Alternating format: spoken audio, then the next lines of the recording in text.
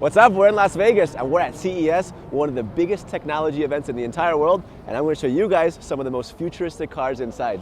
Let's go have a look. Guys, check this out.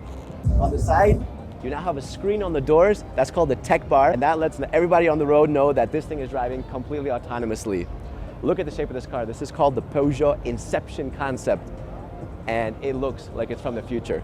On the front, what I like is that you have this glass panel that goes all the way from the hood, all the way to the back, gives you a ton of nice natural light on the inside. The front is super aggressive. You got all these angles and lights, light up Peugeot logo. And these vertical lines are supposed to be this, like a lion scratch. Now, I mean, look, I think lions have 4 fingers, but they put 3. I'm not really sure how that adds up, but it looks aggressive. It looks pretty cool. All right, on the wheels, they're pretty fancy. It almost looks like they're center locking, but then you have like a badge on top of them. A little bit confusing, but also looks cool. And of course, when you got doors that open like this, feels a little bit more special, right? Got the suicide doors, no B-pillar, looks great. The interior was inspired kind of by a lounge. They wanted to feel like loungy, you know? So when you go inside, take a look at all this, very squishy sofa-esque kind of cushions, very nice, very futuristic. This right here, I gotta get my phone out because they gave me a crazy name. They no longer call this a steering wheel. They call this, let me get the name out. This is absurd. This is called a hyper square steering control because it no longer just steers the car. It also has a screen in there. There's a bunch of other things. You got glowing circles going on. And above it, you have this halo, which is kind of like your gauge cluster. It has information. And all of this will actually retract and combine with the display all the way in there when you're driving autonomously. That looks awesome. What do you guys think? I think this is my favorite car so far. Check this out. Look at that. These are solar panels. This is the world's first ever solar powered car, and I can't believe what I am seeing. This is a car that charges while you're driving. Imagine driving to work and the car's already charging.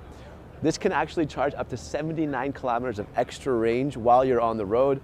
And this is just nuts. Look, the solar panels, they continue on the roof. They go all the way to the back. And this car is basically a mixture of electric power, so you plug it in, but then it's also solar powered to give a bit of an extension. I actually asked them, why can't you just do a full solar powered car from 0 to 100% battery? And they said you can, but it would take about 60 hours, so that's a lot. Anyways, on the back, you got this light bar that now we're starting to see in more places. You know, when it goes across the entire back. Still think it looks great. On the side, this is pretty noticeable. So the wheels are covered. Now this is a design feature, but at the same time, it reduces drag, to increase range. Yeah, I'll go with that a little bit. Now, how much do you think that this car costs? I was pretty shocked. This car right here costs $250,000. And that's because they only produced about 150 units. So obviously because of economies of scale, it's very expensive, but that is why they are producing the Lightyear 2. And this is gonna come out and it's gonna cost only $40,000, obviously because they're gonna produce a lot more. So, check this out. Side view cameras, of course, because it's a futuristic car after all.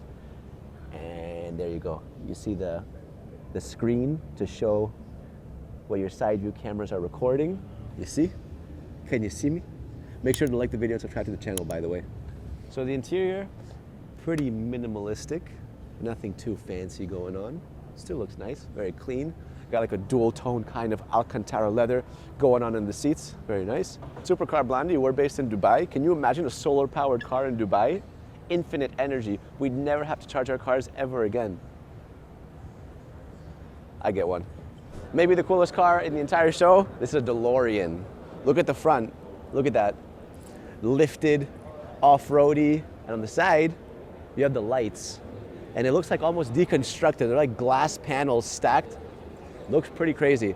All right, the wheels are wild. You see how the rubber kind of ties in to the rim? That's freaking nuts. I've never seen that. So, above the wheels, you have the suspension, caution. This almost looks like a Mars rover. I mean, look at the shape of it, right? It looks like an Apple Smart Mouse. You know, one of those little mouses, can I say that? I don't know. The back reminds me a little bit of the AVTR as well that we did. You see, remember that I had those bionic flaps? These are actually solar panels. to charge the car.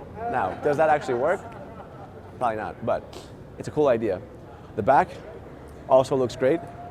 Looks like almost like a Mars rover, you know? Lifted, futuristic. Taillights are the same as the front. Stacked glass panels. And what I like as well is you have these kind of like, I don't know, prism shapes on the back.